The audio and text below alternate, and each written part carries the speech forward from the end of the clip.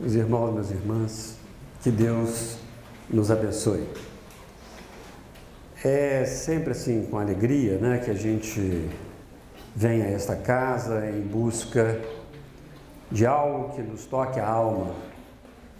Então, que essas nossas reflexões de hoje, elas não toquem só os nossos ouvidos, mas principalmente que falem profundamente em nossas almas. Eu fiz uma palestra outro dia na União Espírita Mineira. Eu costumo dizer o seguinte, até os nossos amigos estavam lá. Quando vem cantar um coral, a regente do coral, né, ela dá o tom.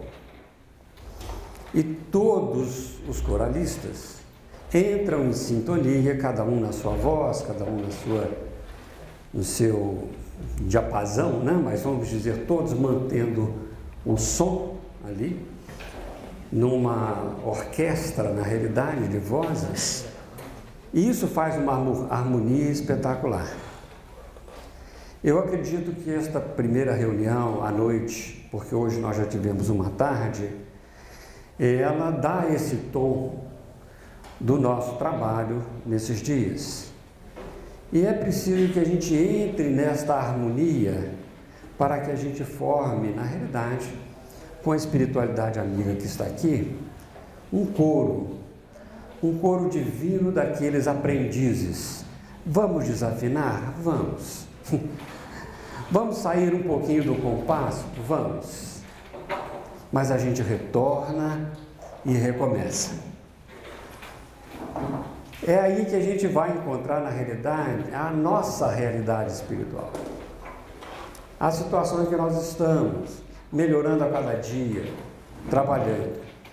E isso nós já estamos fazendo há 2000 anos. Porque quem deu o tom da vida para nós foi o Cristo. O tom do amor foi Ele que deu.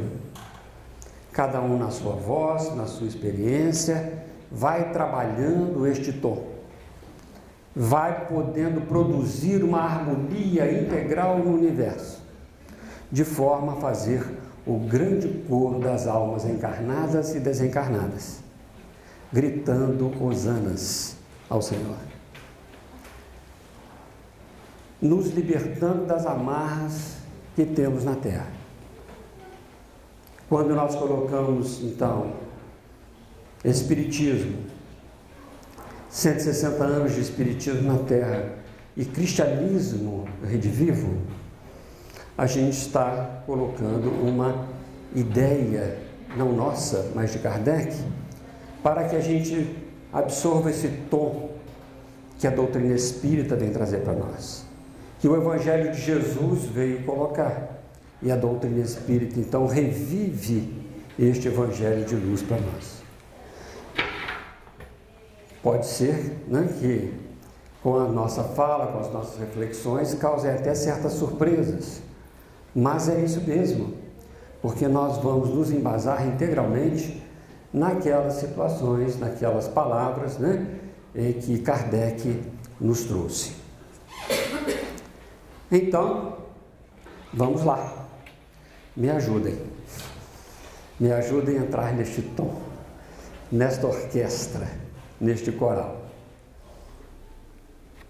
Primeira coisa que nós devemos saber, então, o que é o cristianismo. Se vamos falar que o espiritismo, né, é o cristianismo redivivo, o que é o cristianismo? Vamos buscar nos dicionários, e nós fizemos aqui uma miscelânea rápida entre o Aurélio e Caldas Aulete, e eles vão dizer que o cristianismo é a doutrina cristã, baseada na fé em Jesus como Salvador e Redentor, em seus ensinamentos éticos e morais. Esta é a ideia geral que se tem sobre o cristianismo. Continua, é o conjunto das religiões baseadas nos ensinamentos e na vida de Jesus Cristo. E ainda a religião do Cristo. Essas três nós buscamos nos dicionários para nos embasar nessas palavras. Muito bem, vamos lá, né? Nós temos muitas perguntas e poucas respostas. Vamos buscar aqui, pensar um pouquinho. Seria o cristianismo uma religião fundada por Jesus? Ou ainda, Jesus fundou alguma religião? Naqueles 3 anos de atividade, que a gente poderia dizer messiânica, não salvacionista, mas aquela atividade que veio realmente trabalhar os nossos pensamentos, os nossos corações, trazendo uma diretriz de vida, Jesus fundou uma religião? Só uma pergunta, né? Se fundou, qual a religião do Cristo? O cristianismo? Se ele fundou uma religião, significa que as outras não prestavam. E ele diz que não veio destruir a lei, mas ele veio completar, desenvolver, dar uma diretriz maior.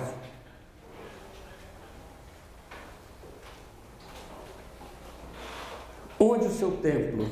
Onde a sede do cristianismo? Tem um lugar? Quando ele conversa com a mulher samaritana, ela pergunta como adorar a Deus. E ele diz: Deus é espírito e em espírito e verdade deveremos adorá-lo. Então ele já começa a colocar que não há um lugar, não há um templo definido, não há um local físico para que esta nossa comunhão divina possa haver. Não há uma situação física, nem aqui, nem virado para lá, nem virado para cá, nem no centro espírita, nem em qualquer lugar de pedra. Ele já começa a falar isso para nós.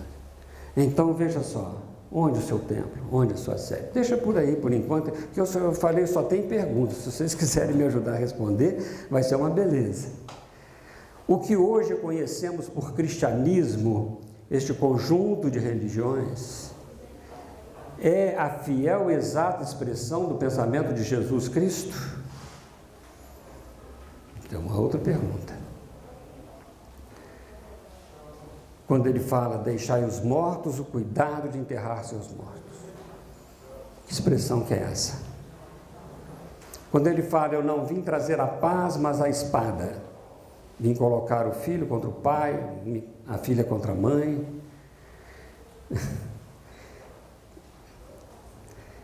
Que expressão que é essa? Então, se hoje nós temos, né, várias ideias religiosas, várias situações, é fiel e exata o que hoje nós conhecemos por cristianismo, a expressão do pensamento do Cristo? O que é ser cristão? É ser batizado, é ser iniciado em alguma das religiões? Isso é que é ser cristão? Quem vai responder isso para nós é quarta-feira, né? O Jung, não percam, porque ele vai falar sobre o espírita cristão, não é isso? Hein? É quarta ou quinta? Não, não importa, não percam nem quarta nem quinta, que pode ser quarta ou quinta, né? Não tem problema. É ter alguma iniciação religiosa, isso é que é ser cristão? Nós podemos ser cristãos sem religião? São questões, eu tinha 1000 questões para colocar, eu só escolhi algumas, né? Para que a gente pudesse, e eu não escolhi aleatoriamente não, eu fui num livro chamado Cristianismo, a Mensagem Esquecida. Colei algumas coisas de lá e coloquei algumas coisas na minha cabeça, porque ele me faz pensar, ele me faz pensar. Foi em Antioquia que pela primeira vez os discípulos receberam o nome de cristãos. Lucas coloca isso em Atos dos Apóstolos, capítulo 11, versículo 26. Ou seja, até nesta época, em Antioquia, ou Antioquia, não importa, que daí, a partir daí que eles começaram a ser chamados cristãos. Ou seja, Jesus já tinha morrido, né? preso na cruz, já tinha dado vários recados aí para os apóstolos, para os discípulos, entrado em comunicação com eles, espiritualmente falando. Então ele não fundou uma religião chamada cristianismo. O cristianismo se derivou de uma ideia, de uma doutrina, de uma proposta de Jesus para dentro das nossas almas. Outras questões. Vê que eu só tenho pergunta hoje, né? Não me pergunte assim, você tem alguma pergunta? Eu tenho um monte, né? Então, vamos lá. Se nos reportarmos às guerras, à violência, aos problemas de toda a ordem social no mundo, nós poderíamos nos perguntar: teria a religião falhado na tarefa de ordenar uma sociedade mais harmoniosa e feliz? Como é que nós estamos no mundo hoje?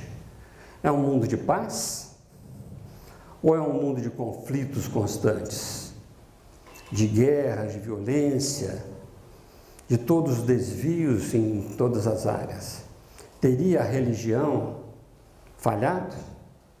Teria o cristianismo falhado se ele é o conjunto de religiões? São perguntas, né? Teria ainda uma religião, a religião, condições de realizar essa tarefa? Se sim, por que não fez ou não faz?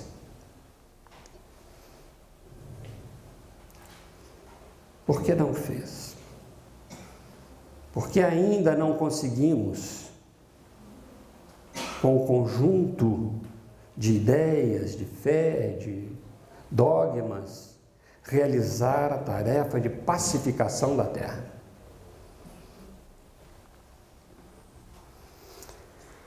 Uma reflexão.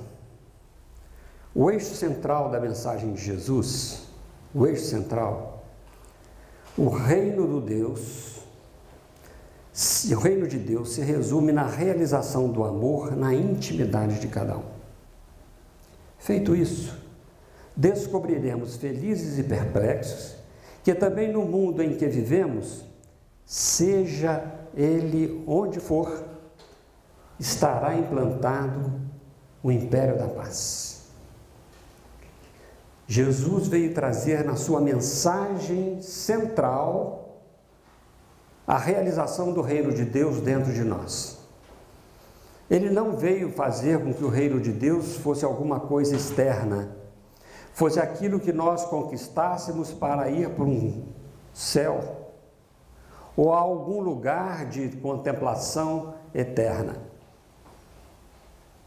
Não foi uma situação de felicidade na terra, no sentido de felicidade que entendemos como felicidade. Todo mundo numa boa, com bastante dinheiro, né? Com bastante tranquilidade, sem dor, sem doenças. Ele veio, na realidade, fazer a realização do amor na intimidade de cada um.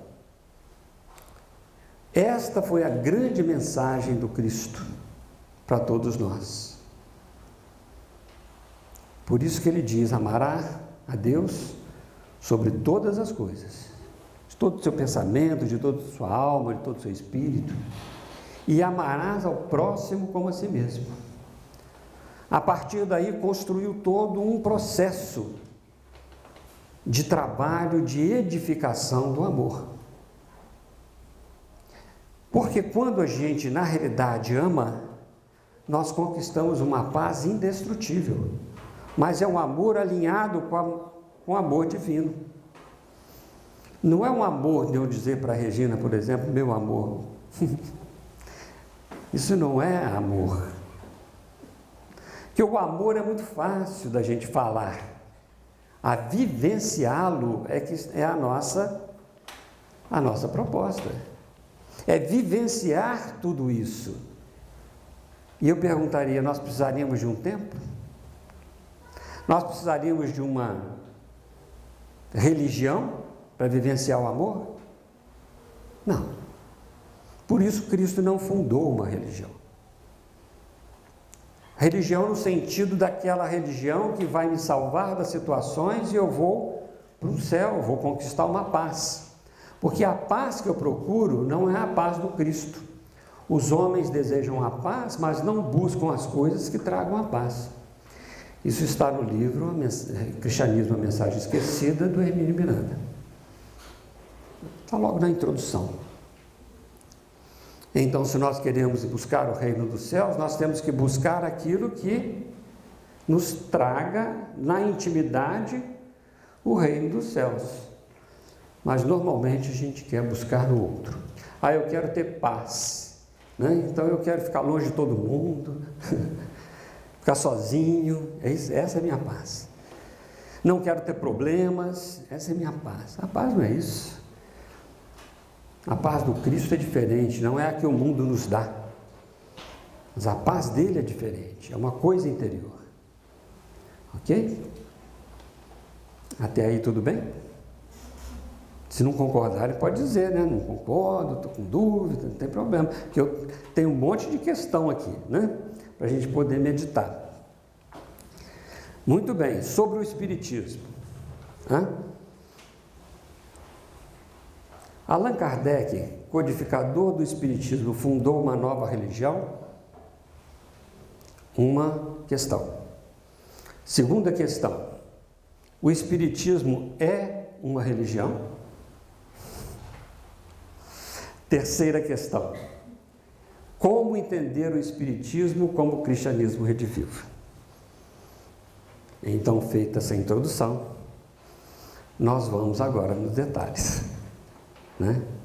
Vamos trabalhar essas três questões, principalmente, porque do cristianismo nós temos 2000 anos que nós estamos vivenciando este processo, tentando entender, buscando entender o cristianismo.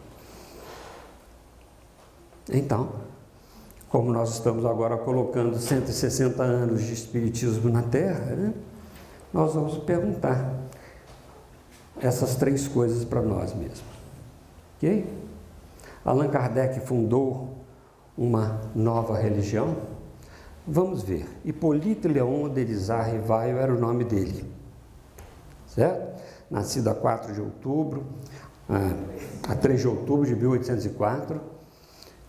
Depois, de uma família católica, certo? Estudioso de teologia, filosofia, de várias ciências, né? Um indivíduo que tinha muita cultura, falava vários idiomas, 6 ou 7 idiomas, certo? Então ele tinha um trabalho essencial na área da pedagogia, né? Na área das ciências exatas, na química, na física. Então era um indivíduo de muita cultura e era católico.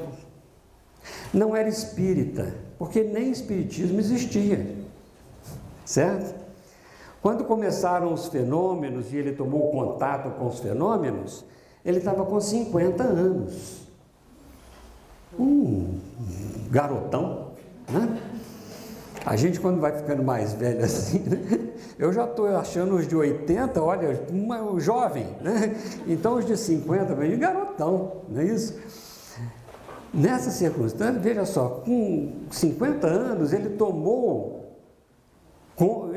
assim, contato com esses fenômenos através de amigos deles que foram lá, falaram assim: moço, tem um negócio, moço, né? Tem um negócio lá, tem uma coisa lá, as mesas respondem. Ah, que isso, ela tem cérebro para pensar e nervos para agir, né? Não tem, não, vamos lá. Mas como era gente honesta, né? Gente assim, que a gente diria gente fina, né? Então ele foi e tomou contato com esses fenômenos, os fenômenos produzidos pelos espíritos, certo? Que respondia a questões que não eram imaginadas, que movimentavam objetos, mesas e tudo, com um processo totalmente assim, aleatório, sem que a vontade das pessoas que estivessem presentes ali fosse obedecida. Então tinha uma vontade diferente da vontade das pessoas, ideias diferentes da ideia das pessoas. Então ele começou tomar contato com esses fenômenos e interessou-se por estudar, pesquisar, analisar esses fenômenos. Olha, se é um homem de ciência, ele não vai ver um negócio e falar assim, que beleza. Era interessado. Então vou estudar, vou ver o que é isso. E a partir do momento em que ele começou a ver, pesquisar, olhar, foi interessando cada vez mais, as respostas que foram dadas, que eram dadas para ele, estava muito acima do conhecimento geral do público ali que poderia enumerar essas respostas. Documentos vinham para ele de todos os lados. Ele estudava isso. Para quê? Para escrever um livro? Para fundar uma religião? Não, para conhecer. Ele não tinha essa ideia. Ele não pensava, nem tinha uma ideia preconcebida de estabelecer uma doutrina, até mesmo publicar um livro. Ele queria estudar um fenômeno como qualquer cientista estuda um fenômeno que se depara com ele. Então ele começou a coletar esses dados. Quando ele viu, ele estava com tanta coisa que ele falou que ia ter que organizar essa situação. E começou a trabalhar nesta organização. Certo? E quando ele trabalhou com isso, ele não e nunca pensou em fundar uma religião, o que verdadeiramente não fez. Kardec não fundou uma religião. Ele pesquisou fenômenos e trabalhou sobre os fenômenos. Trabalhou sobre as leis que regem esses fenômenos. Estudou o que era isso, este contato com esses seres do invisível. Que, como ele mesmo diz, não foi ele que chamou eles de espíritos. Foram eles que falaram, nós somos os espíritos. Mas quem são os espíritos? As almas dos homens que viveram na Terra. É mesmo? Então tem sapateiro aí? Tem. Tem açougueiro? Tem. Tem médico? Tem. Tem gourmet? Tem. Inclusive o Baltazar, nosso amigo. Para quem conhece. Né? Tem. Tem santo? Tem. Tem demônio? Não, demônio não tem. Mas tem espíritos muito cruéis. Então ele começou a conversar com esses espíritos, para saber como que eles estavam, quais são as situações. Ele evocava esses espíritos, por quê? Era como, por exemplo, o dono de um laboratório, a gente traz coisas aí para a gente poder analisar. E este processo de análise deu a ele uma ideia perfeita daquilo com que ele estava lidando. Então ele teve que ordenar em um livro, mas não de fundar uma religião. O Espiritismo é uma religião?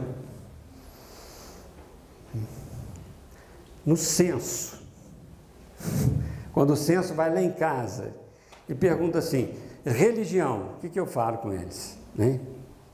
É porque eles não vão lá em casa até hoje, porque se falar nós vamos ter uma encrenca. Né? Espiritismo é uma religião? Se alguém me perguntar assim, Valdemar, qual que é a sua religião? O que eu vou responder para eles? Eu vou responder o seguinte, o que você entende por religião? Devolver a pergunta. Vamos ver por quê. Ok? Vamos ver por quê. O verdadeiro objetivo das assembleias religiosas, ele está falando isso na Revista Espírita de dezembro de 1868, num discurso, no Dia dos Mortos, que foi em novembro, né? Dia 2 de novembro. Ele fez um discurso para a plateia dos companheiros que estavam ali, e ele fez um discurso maravilhoso que vale a pena a leitura detalhada. Eu peguei trechos aqui que nos interessavam, ok? Vale a pena. Ele fala sobre a comunhão de pensamentos, uma série de coisas, né? Então ele vai detalhar isso lá. O verdadeiro objetivo das assembleias religiosas deve ser a comunhão de pensamentos. É que, com efeito, a palavra religião quer dizer laço. Primeiro ele começa a desmistificar que religião é religação com Deus. Nós nunca estivemos desligados de Deus para que a gente pudesse ser religado. Nós podemos não ter prestado atenção no seu amor. Mas Paulo vai dizer para nós que nós vivemos, nós nos movemos, nós existimos em Deus, independentemente dos nossos conceitos a respeito dele, até mesmo de crer nele. Somos todos nós envolvidos por este amor cósmico, por este amor criador, mesmo que a gente não ame, mesmo que a gente não tenha aprendido a amar. Independentemente disso, nós estamos ligados a Deus.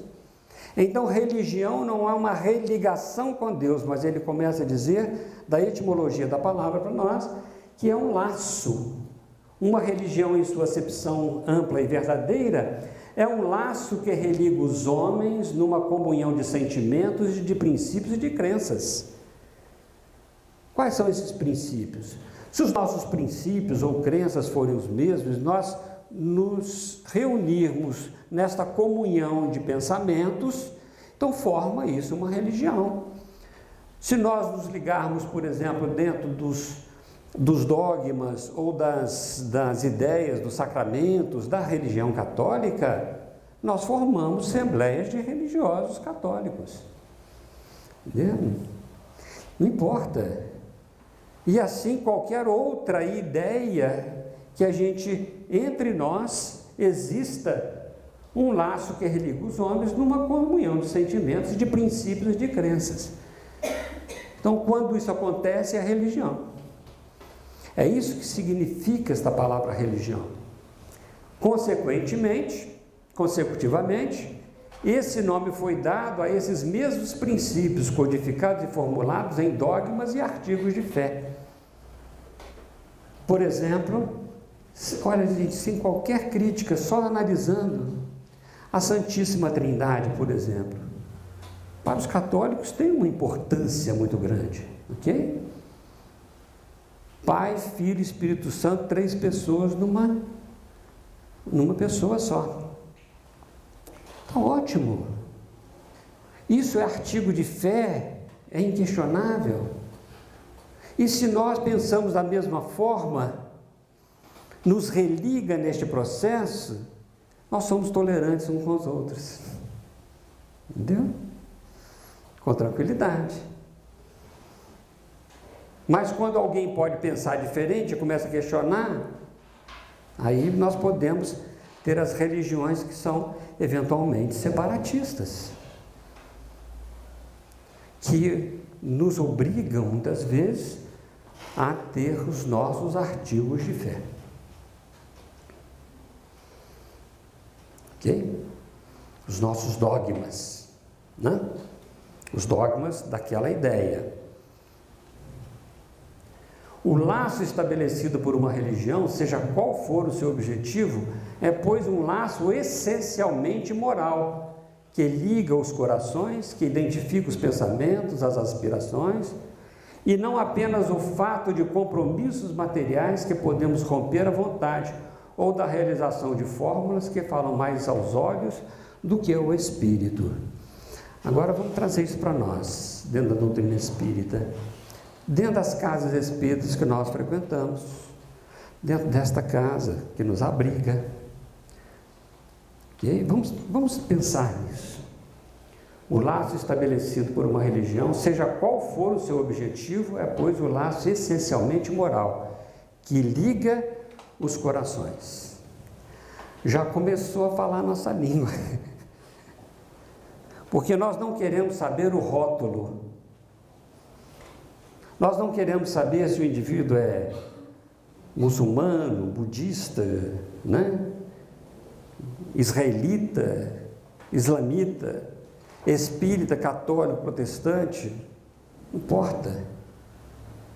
Mas se nós nos ligamos por um laço essencialmente moral, ligando os corações, identificando os pensamentos, as aspirações, e não apenas os compromissos materiais eu vou à casa espírita, porque assim eu indo lá, toda semana, segunda-feira, terça-feira, quarta-feira, o dia que eu escolho, eu vou para o céu. Vai. Como o Chico fala, né? Centro espírita do umbral. Né? Céu. Ok?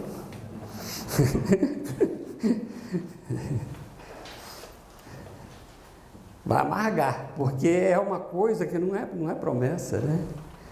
Não é por eu estar aqui com compromissos sociais ou compromissos materiais de vir aqui fazer, por exemplo, né, uma obra aqui de qualquer que seja, de sopa, de enxoval, de passe, de palestra.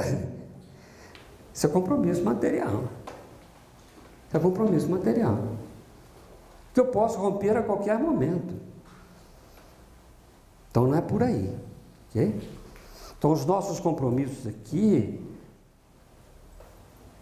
eles devem ter outro cunho, que é o cunho essencialmente moral. O efeito desse laço moral é o de estabelecer entre as pessoas que ele une, como consequência da comunhão de vistas e de sentimentos, a fraternidade e solidariedade, a indulgência e a benevolência mútuas. Então, a partir do momento em que nós estamos, vamos dizer, estudando na mesma cartilha, em que há uma comunhão, uma ideia única de pensamentos, em que não há divergências no sentido de eu sou cruzeiro, você é atlético, entendeu? Infelizmente fui dar esse exemplo hoje, né, Fausto? Desculpa. Né? Mas quando não há essas divergências, que realmente o espírito é de formar um espírito com os mesmos sentimentos, a fraternidade, a solidariedade, a indulgência e benevolência mútua, como consequência dessa comunhão, aí nós estamos já começando a falar outra coisa.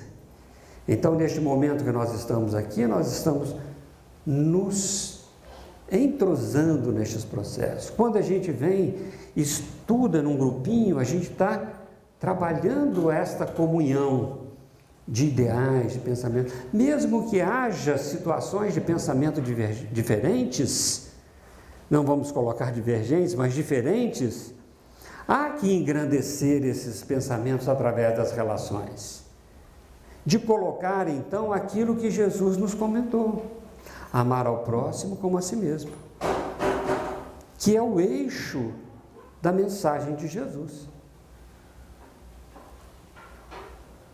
É nesse sentido que também se diz a religião da amizade, da família, né? Determinadas assembleias políticas, por exemplo, determinados ideais políticos, né?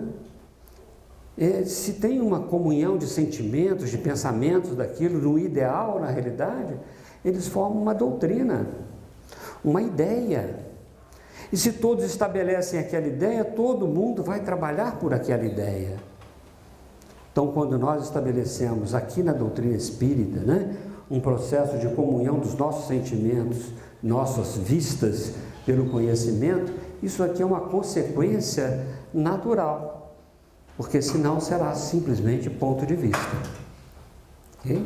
É um processo de troca de experiências. Se assim é, perguntarão, então o Espiritismo é uma religião? Aí Allan Kardec vai explicar para a gente, porque é ele que está fazendo a pergunta para responder, né? E ele diz o seguinte: ora sim, sem dúvida, senhores, no sentido filosófico, o Espiritismo é uma religião. No sentido filosófico, o Espiritismo é uma religião. E continua: e nós nos glorificamos por isso, porque é a doutrina que funda os laços da fraternidade e da comunhão de pensamentos, não sobre uma simples convenção na área social, na área externa, mas sobre as mais sólidas bases, as próprias leis da natureza. Então ele vai nos dizer que sim, desde que nós estejamos trabalhando estas leis divinas e naturais dentro de nós. Ou seja, estamos aprendendo a amar. Quando João pergunta, né, e nos diz na sua carta, aquele que não ama, não conhece a Deus, porque Deus é amor, ele está colocando isso para nós. Então, se nós estamos aprendendo a amar, numa comunhão de pensamentos, de vista, solidificando os laços da fraternidade, da solidariedade, estamos trabalhando isso cada vez mais entre nós. Se somos espíritas, nós podemos falar que nós somos da religião espírita, se a religião significar isso. Mas se a religião significar, se eu for lá no espiritismo, eu vou para o céu, ou para o nosso lar, qualquer lugar do mundo espiritual, não vai, porque não é religião. Não é essa religião que tem castas, sacerdotes. Nós estamos aqui num processo de aprendizado. Nós estamos aprendendo a amar. Não precisaria de nada, aí está contida todas as leis dos profetas, como Jesus disse: amar a Deus sobre todas as coisas e ao próximo como a si mesmo. Aí tem todas as leis do profeta, tudo que o Cristo disse está resumido aí. Então está tudo dentro deste processo. O problema é que a gente custa a aprender. 2000 anos, como diz o Fausto, 2017, né, Paulo? Daqui a pouco vai ser 2018, 2019, né? Daqui a pouco são 10.000 e as palavras dele jamais passarão, porque ela é feita para a alma imortal e não para as convenções sociais da época, né? E o Espiritismo vem nos falar isso, é a doutrina que se funda nas próprias leis da natureza. Se ela se funda nas leis da natureza, estudando essas leis, mostrando essas leis, a realidade delas, ela nos faz compreender muito mais a vida, no sentido de vida, e não de encarnado, mas a vida no seu processo contínuo. Vamos lá. Por que então? Botei bem grande ali. Por que então temos declarado que o Espiritismo não é uma religião? Por que Kardec estava falando isso para o pessoal? Por que então? Porque ele tem uma expressão muito simples.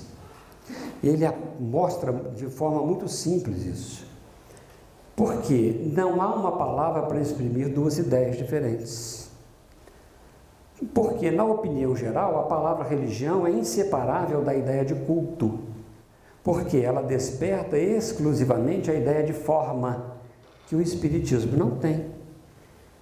O Espiritismo não tem sacramentos, não tem iniciação. Aquele que quer continuar sendo católico, pode ser católico. Da religião judaica, pode ser. Isso não importa. Estudar as leis da natureza está independentemente das formas, independente das condições exteriores, dos rótulos exteriores. É uma lei da natureza. Porque o indivíduo que é médico, ele pode ser espírita, pode ser budista, pode ser nada, pode ser ateu, né? Estudar as leis da natureza não significa, por exemplo, que eu não tenha rótulo religioso nenhum. Estou estudando as leis da natureza. E quando eu estudo as leis da natureza e reconheço essas leis como uma filosofia de vida, aí me muda a situação. Por quê? Porque o Espiritismo não tem forma e não desperta esta ideia de culto. Vamos lá, vamos tomar passe, água fluidificada, rezar, volto para casa e continuo a mesma porcaria que eu sou. Desculpa a palavra, mas é assim. Se eu sou avarento, eu continuo avarento. Se eu sou invejoso, eu continuo invejoso. Eu não tenho uma mudança interna. Se eu sou ciumento, eu continuo ciumento. Então, se a gente não fizer um processo de mudança interna, buscar esta paz interna, construir o reino de Deus dentro de nós, então, não está valendo nada. Eu não sou espírita. Mas mesmo que eu não esteja dentro da doutrina espírita, eu posso construir isso? Posso. Porque se fosse só a doutrina espírita a salvadora, Kardec teria dito, fora da doutrina espírita não há salvação. Fora do espiritismo não há salvação. E o que ele disse? Fora da caridade não há salvação. E caridade, processo de relacionamento com os outros, né? Não é uma coisa que a gente faz, é uma vivência da alma, é uma aquisição da síntese das virtudes. Então, toda vez que eu vou adquirindo virtudes, eu vou proporcionando um reino de Deus dentro de mim. É a minha salvação. Então, não é uma salvação messiânica, que alguém vem me tirar da situação que eu estou e vai me levar para um lugar melhor. O pessoal costuma falar assim com a gente, né? Olha, o pessoal da casa, né? Assim, da família. Ó, quando eu morrer, você me pega lá no umbral. Eu falei, eu não, o problema é teu. Primeiro que eu vou, talvez esteja pior do que essa pessoa. Porque se é uma realização interna, não é pelo que a gente sabe, mas sim pelo que a gente faz. Não é assim que o Cristo nos ensinou? Se sabeis todas essas coisas, bem-aventurados sereis se as fizerdes. Então é um processo de conquista interna, é o que ele está dizendo aqui. Não é uma coisa de culto, né? Eu não venho tomar passe para ir para o céu. Eu venho tomar passe que eu estou doente, que eu estou precisando de alguma coisa, que eu estou desequilibrado, estou desarmonizado. Mas o processo de cura da alma é do próprio indivíduo. Nós podemos auxiliar. É igual se a gente tomasse um remédio para dor de cabeça, né? A gente está com muita dor de cabeça, não dá nem para pensar direito. Toma um analgésico, a gente pensa. Porque a gente não vai se preocupar com a dor de cabeça. É um medicamento, mas não é um processo de cura da alma, pode ser de cura do corpo. Mas a alma continuando doente, o corpo vai adoecer. Aliás, Jesus curou a muita gente, eles morreram. Todos morreram. Todos morreram. Porque era corpo. Mas aqueles que realizaram o reino dos céus dentro deles, era aquele que não temia que o corpo fosse morto, mas temia que a alma fosse morta no sentido filosófico da palavra, trabalhando por vivenciar a alma, a espiritualização do ser, trazendo da doutrina, da ideia para a vida de relação, a nossa possibilidade de trabalhar mais, melhor. Então o Espiritismo não tem isso, porque os cultos são salvacionistas e o Espiritismo não é salvacionista. O Espiritismo é uma ideia, uma doutrina, né? Que para que o indivíduo possa realmente se fazer. Ou se o Espiritismo se dissesse religião, veja como ele coloca, o público não veria aí senão uma nova edição, uma variante, se quiserem, dos princípios absolutos em matéria de fé.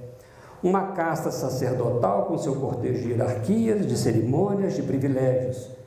Ele não o separaria das ideias de misticismo e dos abusos contra os quais tantas vezes a opinião pública se levantou. E ainda tem muita gente que vê o Espiritismo dessa forma, como uma religião que é uma nova versão das religiões existentes. Por isso que ele insiste em dizer que o Espiritismo não é uma religião desta forma, mas é, pelo lado filosófico, aquela doutrina que nos possibilita com tranquilidade, trabalhar na fraternidade uns para com os outros. A solidariedade, a benevolência, a tolerância, a indulgência, uns para com os outros, nesses nossos encontros, nessas nossas assembleias. Aí sim seria uma assembleia religiosa.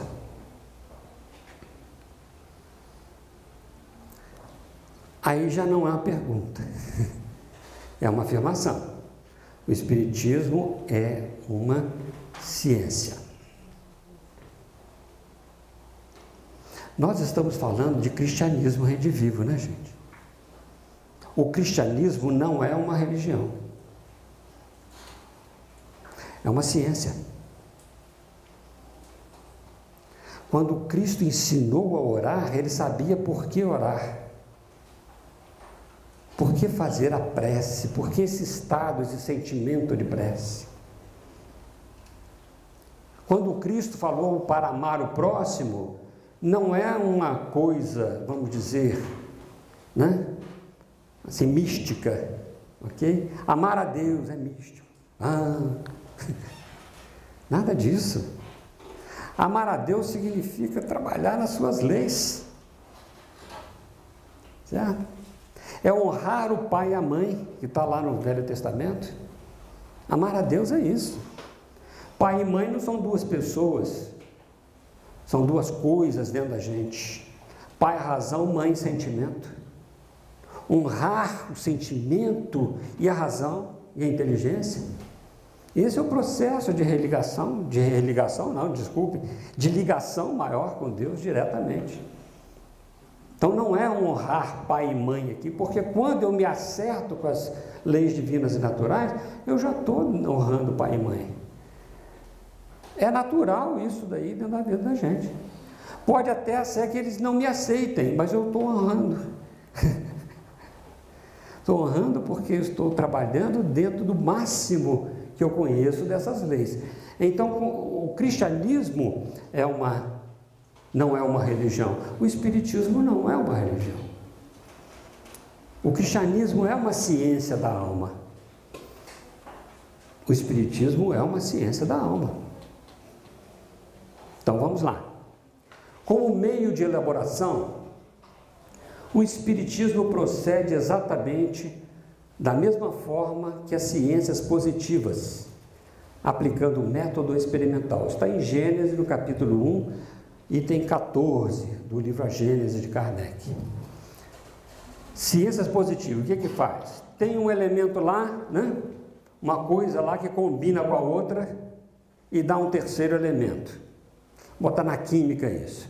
Para ficar mais fácil, 2 moléculas de hidrogênio com mais uma de oxigênio vai dar água, né? E esse experimento pode ser feito. Se separar essas moléculas, uma vai continuar hidrogênio, a outra continua oxigênio, certo? Então, a gente pode fazer esses experimentos, mas vamos nos lembrar do Newton. Lembra do Newton? Né? Aquele que estava sentado não era maçã, e viu um fruto caindo, uma coisa caindo no chão. Ele falou, meu Deus do céu, né? Já pensou que susto que ele levou, né? Olhou assim, ué, por que isso não subiu? Por que não foi para a esquerda, para a direita, para trás, para frente? E veio direto para o chão. Então ele começou a pensar. E começou a estabelecer uma lei de atração entre os corpos. Vocês se lembram da fórmula? Hein? Massa de um corpo vezes a massa do outro corpo vezes um coeficiente chamado coeficiente gravitacional dividido pelo quadrado da distância. Terceiro ano de ginásio da minha época. Né? Ele começou a falar que os corpos se atraem uns aos outros.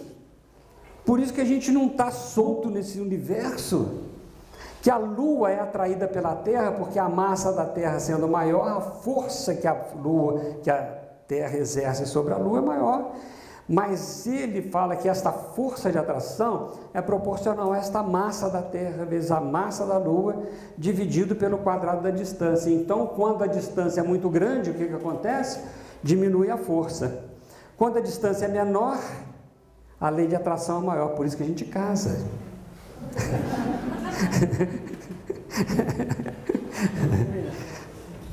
Não vou falar que é com ela. A gente casa. Por causa da atração. Uma massa atrai a outra, corpus atrai a outro, né? Por este processo, e a gente casa. Que beleza! Mas não é só por aí. Nós temos uma outra atração que ela é infinita. Deus nos atrai pelo amor. Se nós colocássemos isso na equação de Newton, a força de atração de Deus em relação à nossa, nós somos obrigados a aprender a amar. Nesta, na outra, em qualquer encarnação. Um dia nós vamos despertar, é para lá que eu vou. Por quê? Porque este amor do Cristo, este amor de Deus nos atrai. O amor do Cristo nos atrai. Porque o amor é lei natural. Ele nos atrai, queiramos ou não queiramos. Então a gente sofre quando nós não queremos ser atraídos por este amor. Só isso. A gente vai na rebeldia. E esta atração é inevitável para todos nós. Diz Paulo para nós, Livro dos Espíritos, questão 1009, ele vai falar assim: gravitar para a unidade divina, eis o fim da humanidade. Esta gravitação para a unidade divina, para a perfeição, é lei, é o final da humanidade, ou seja, da nossa necessidade de reencarnações. Para isso é preciso de conquistar a justiça, o amor e a ciência. 3 coisas necessárias. Então, quando Paulo nos fala isso, lá na mensagem no Livro dos Espíritos, ele está dizendo exatamente que esta força gravitacional de Deus para nós, porque o amor de Deus é tão imenso que não importa a distância, por maior que seja a nossa distância dele, já que o dele é infinito, a conta final é infinita. Façam isso na matemática. Um número, meu amor pequeno, vezes o amor de Deus que é grande, certo? É infinito. Dividido por um quadrado de uma distância qualquer que me separa de Deus, eu me separo dele, o resultado é infinito. Esta atração de Deus para nós é infinita. É ciência. É ciência, não é místico. Fatos novos se apresentam, não podem ser explicados pelas leis conhecidas. Eles os observa, compara, analisa, remontando dos efeitos às causas. Chega a lei que os rege, depois deduz-lhes as consequências e busca as aplicações úteis. Um fato novo, qualquer ciência é feita assim. Fato novo se apresenta, ele vai lá, lê, estuda, verifica, né?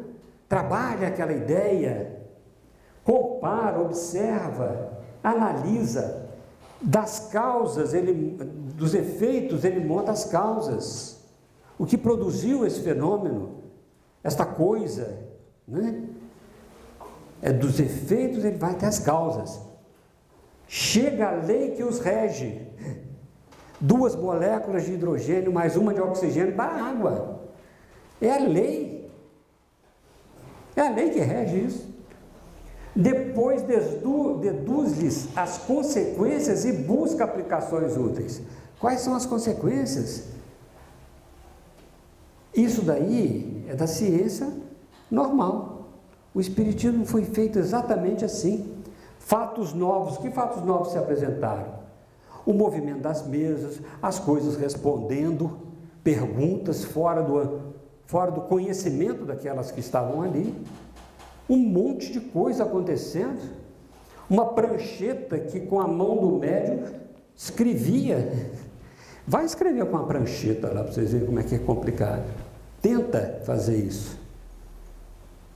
Botar duas rodinhas aqui, um lápis na ponta aqui, com uma prancheta triangular, e tenta escrever uma frase.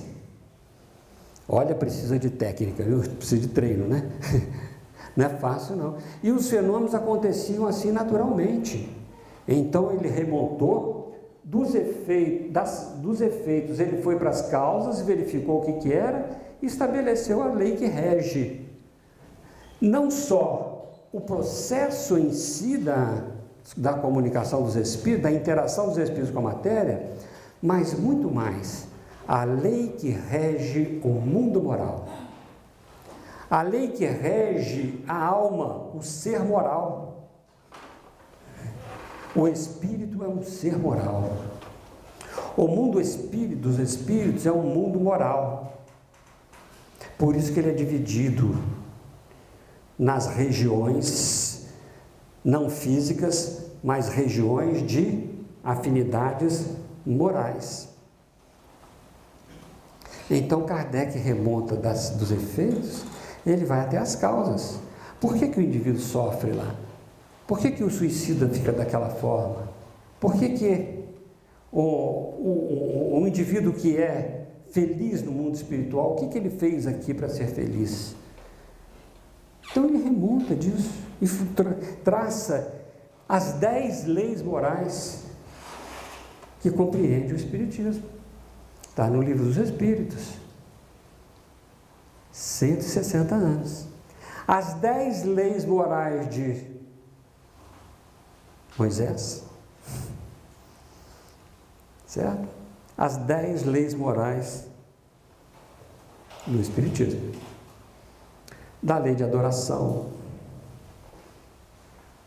da lei do trabalho, da lei de reprodução, conservação, da lei de destruição, da lei de sociedade, da lei de progresso, da lei de liberdade, da lei de igualdade. E depois ele sintetiza essas 9 leis numa única, da lei de justiça, de amor e de caridade. Essas 10 leis são as 10 leis morais de Moisés, as 10 leis divinas. E ele coloca desta forma para nós, Kardec coloca desta forma, para que a gente pudesse ter uma ideia melhor daquilo tudo que estava sendo visto e observado. Não estabeleceu nenhuma teoria preconcebida. Ele está falando do Espiritismo. Assim, não apresentou como hipóteses a intervenção dos espíritos, nem a existência deles. Foi pela observação. Nem o perispírito, nem a reencarnação, nem os princípios da doutrina concluiu pela existência dos espíritos, quando essa existência ressaltou evidente de observação dos fatos, procedendo de igual maneira quanto todos aos outros princípios. Então, os princípios é a observação de fatos, de olhar o que acontece e de estabelecer leis que regem, né? E as consequências de aplicação ou não dessas leis. Assim como a ciência propriamente dita tem por estudo as leis do princípio material, o objeto especial do Espiritismo é o conhecimento das leis do princípio espiritual. E o conhecimento das leis do princípio espiritual, na realidade, são as leis morais. Apesar de termos uma interação com as outras forças da natureza. Ora, como este último princípio é uma das forças da natureza a reagir incessantemente sobre o princípio material e reciprocamente, Segue-se que o conhecimento de um não pode estar completo sem o conhecimento do outro, ou seja, temos que conhecer a matéria e temos que conhecer o espírito. Este é o processo. Essas são as leis. O sábio estuda as leis da matéria. O homem de bem, as leis morais. Só isso. Né? Questão 617, letra A, lá de O Livro dos Espíritos.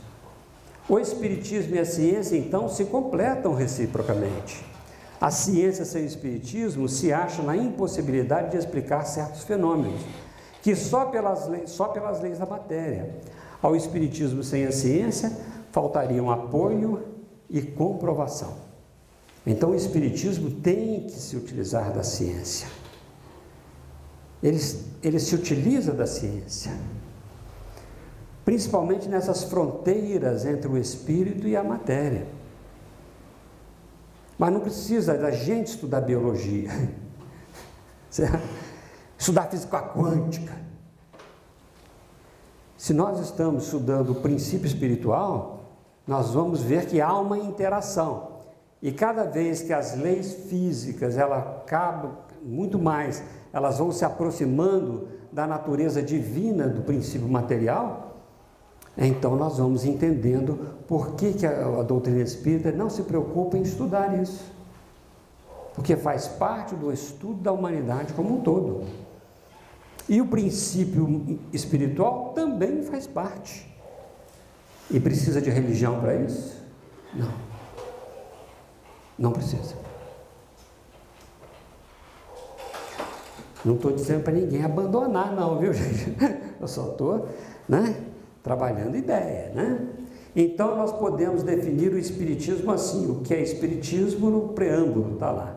O Espiritismo é, ao mesmo tempo, uma ciência de observação e uma doutrina filosófica. Como ciência prática, ele consiste nas relações que se estabelecem entre nós, encarnados, e os espíritos. Como filosofia, compreende todas as consequências morais que dimanam dessas relações. Veja só que então tem uma parte que é, na realidade, a experiência, a prática do processo, e a outra, a consequência moral. Então ele fala como ciência prática, mas todo ele é uma ciência. Evangelho segundo o Espiritismo, ciência. Evangelho de Jesus, ciência. Não é uma coisa mística, é uma coisa da realidade da vida. E nesta ciência, nesta correspondência, nós compreendemos as consequências morais que dimanam das relações entre nós, encarnados, e o mundo espiritual, que é a realidade maior, não é a realidade ilusória, O Espiritismo é uma ciência que trata da natureza, origem e destino dos espíritos, bem como de suas relações com o mundo corporal. Espiritismo é o cristianismo redivivo? Eu já dei uma dica. Vamos ver o que Kardec nos fala. Gênesis capítulo 1, item 24. Sendo Deus o eixo de todas as crenças religiosas e o objetivo de todos os cultos, o caráter de todas as religiões é conforme a ideia que elas fazem de Deus. As religiões que fazem de Deus um ser vingativo e cruel, julgam honrá-lo com atos de crueldade, com fogueiras, com torturas. As que têm um Deus parcial e cioso são intolerantes e mais ou menos meticulosas na forma, por crerem-se no mais ou menos contaminado das fraquezas e ninharias humanas, ou seja, Deus com as paixões humanas, certo? Um Deus que eu sou Deus desta ideia, desta religião, desta coisa, é conforme a ideia que se faz de Deus. No primitivismo, se a gente tivesse tempo de contar, O Deus era pedra. Daí a fitolatria, a adoração das pedras, porque a pedra dava poder, né? A pedra fazia fogo. Como é que fazia aquilo? Não tinha ciência? Não sei, então vou chamar isso de Deus. Pode ser qualquer nome, força, né? Deus, o nome não importa. Importa que seria algo superior à nossa capacidade de entender, né? E assim nós fizemos vários tipos de conhecimento de Deus, né? Desde a litolatria, fitolatria, zoolatria, desde a idolatria, adoração de um Deus humano. Ao invés de nós lembrarmos que Deus é o Criador de tudo, nós criamos Deus. Nós olhamos daqui para lá, que nós não podemos chegar até nele, então fizemos que ele chegasse até nós, né? Mas isso está tudo certo, não está em nada errado. É processo evolutivo, é processo de conhecimento, né? De conhecer esta verdade. Toda a doutrina do Cristo se funda no caráter que ele atribui a Deus, a divindade. Com um Deus imparcial, soberanamente justo, bom e misericordioso, ele faz do amor de Deus e da caridade para com o próximo, ou do amor para com o próximo, que é a mesma coisa, a condição indeclinável da salvação, dizendo: amai a Deus sobre todas as coisas e o vosso próximo como a vós mesmos. Nisso estão todas as leis e os profetas. Então, o cristianismo faz isso, porque foi Jesus que trouxe esta ideia para nós. Não existe outra lei. Sobre essa crença assentou o princípio da igualdade dos homens perante Deus e o da fraternidade universal. É o que o Cristo faz em todos nós. Ok? O Cristo nos coloca isso. Deixa isso. Tem 2000 anos que ele está tentando com cada um de nós. Mas nós fomos teimosos, então precisou de outro Consolador. Foi isso? Precisava de alguma coisa que ficasse conosco para sempre. Muitas coisas do que vos digo ainda não as compreendereis, não as compreendeis. E muitas outras teria a dizer que não compreendereis, por isso é que vos falo por parábolas. Mais tarde, porém, enviar-vos-ei o Consolador, o Espírito de verdade que restabelecerá todas as coisas e vô-las explicará todas. Por exemplo, o reino de Deus é semelhante a uma mulher que coloca 3 porções de fermento na massa, e a massa fica toda levedada. Olha que beleza, gente. O reino de Deus é semelhante à mulher que coloca 3 porções de fermento na massa. Que porção de fermento é essa? É colherada? É forma? Ou ele está mostrando outra coisa para a gente? Que, por exemplo, ele está trabalhando o sentimento. Quando ele fala mulher, o Cristo fala isso, né? Mulher, expressão maior do sentimento. O que ele está querendo dizer para nós? Seria uma porção de indulgência? Seria uma porção de perdão? Mais uma porçãozinha de benevolência? Para que cresça essa massa, levede essa massa e forme na realidade o alimento?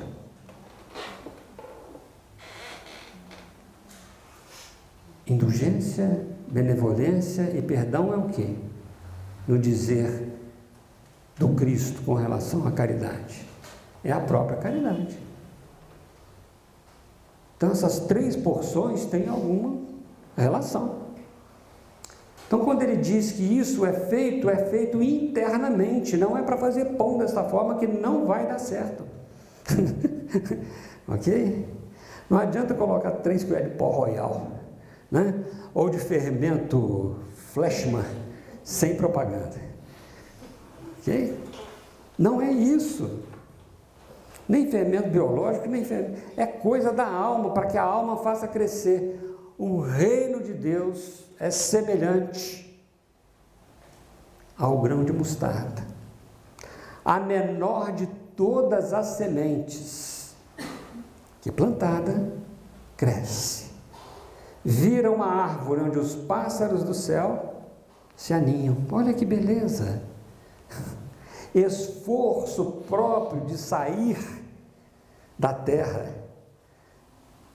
em direção à luz, a fim de que os pássaros do céu, é uma interpretação. Quem que são os pássaros do céu, senão as vozes celestiais, os anjos com trombetas e os cânticos que nos inspiram não só a razão, mas o sentimento. Este processo de inter-relação com o mundo espiritual superior estava lá, né? Mas nós não entendemos. Nós achamos que era uma coisa, que era plantar um grão de semente, coisa para fora, é coisa para dentro, coisa para dentro.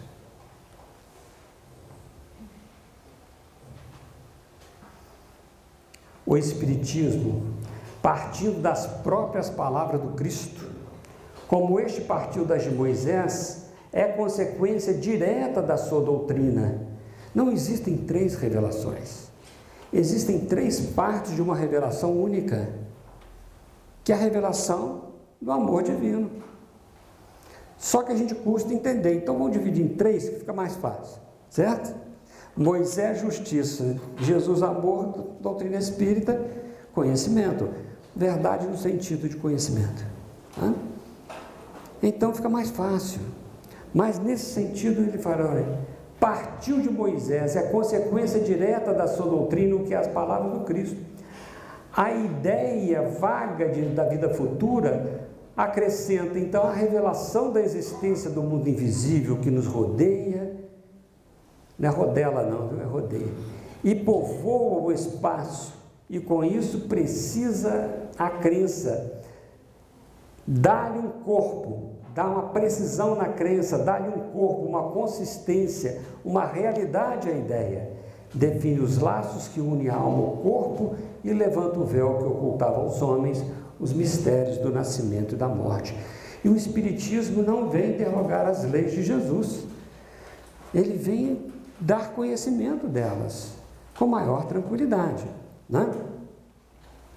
Pelo Espiritismo, o homem sabe de onde vem, para onde vai, o que está fazendo na terra aqui, por que está na terra, porque sofre temporariamente e vê por toda parte a justiça de Deus, por mais aberrações que existem. Então faz melhorar o nosso processo de aprender a amar, este amor mal amado, que é o Deus. O amor pleno, independentemente se a gente ama ele ou não. Isso o Espiritismo nos faz. Sabe que a alma progride incessantemente através de uma série de existências. Seja perfeito como perfeito é vosso Pai, até atingir o grau de perfeição que aproxima de Deus. Sabe que todas as almas, tendo um mesmo ponto de origem, são criadas iguais, sem privilégios, com idêntica aptidão para progredir em virtude do seu livre-arbítrio. Vai progredir por vontade própria, por escolhas que faz, por esforços pessoais, que todas são da mesma essência. Não tem uma que é criada mais inteligência do que a outra, né? Nem melhor. E que não há entre elas diferença, senão quanto ao progresso realizado. Que todas têm o mesmo destino e alcançarão a mesma meta, mais ou menos rapidamente, pelo trabalho e a boa vontade. Tomai a lira. Entre neste concerto celeste, mas faça a sua voz, faça o seu papel neste concerto celeste. Tomai a lira. Está no prefácio do Evangelho segundo o Espiritismo, né? Tomai cada um a sua lira. Muito bem. O Espiritismo, longe de negar ou destruir o Evangelho, vem ao contrário a confirmar, explicar, desenvolver pelas novas leis da natureza, que revela tudo quanto Cristo disse e fez. Ele não vem desmentir o Cristo, ele não transformou água em vinho, ele não vem fazer isso não. Ele vem mostrar a possibilidade. Curou Lázaro, a possibilidade, né? Os milagres, certo? As conversas que ele teve com o centurião, por exemplo. Aqui, diz ele para o centurião, esta é a verdadeira fé. Eu nunca vi fé deste tamanho aqui, com o centurião romano. Porque o centurião falou assim, o senhor tem os seus soldados, não precisa de ir lá na minha casa salvar o meu escravo, não. O senhor tem os seus soldados. E eles vão lá. A realidade do mundo espiritual estava na cabeça do centurião e no coração dele. Sabia que ele tinha colaboradores em todos os sentidos no mundo espiritual. Quando ele chegou lá, o moço estava bom, né? Para o trabalho novamente.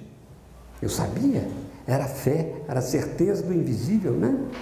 Elucida os pontos obscuros do ensino cristão, de tal sorte que aqueles para quem eram ininteligíveis certas partes do Evangelho, ou pareciam inadmissíveis, as compreendem e admitem sem dificuldade, com auxílio desta doutrina. Não vim trazer a paz, mas a espada, colocar o homem contra o pai, o filho contra o pai, a filha contra a mãe, a nora contra a sogra, é uma bagunça só.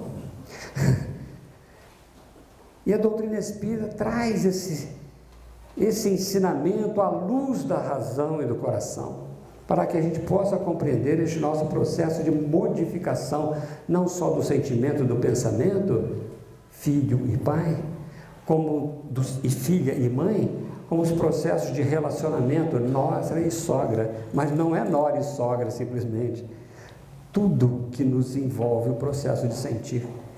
Então o Espiritismo vai nos mostrando isso, vê e melhora o seu alcance e podem distinguir entre a realidade e a alegoria. O Cristo lhes parece maior, já não é simplesmente um filósofo, é um Messias divino. É isso que o Espiritismo faz conosco.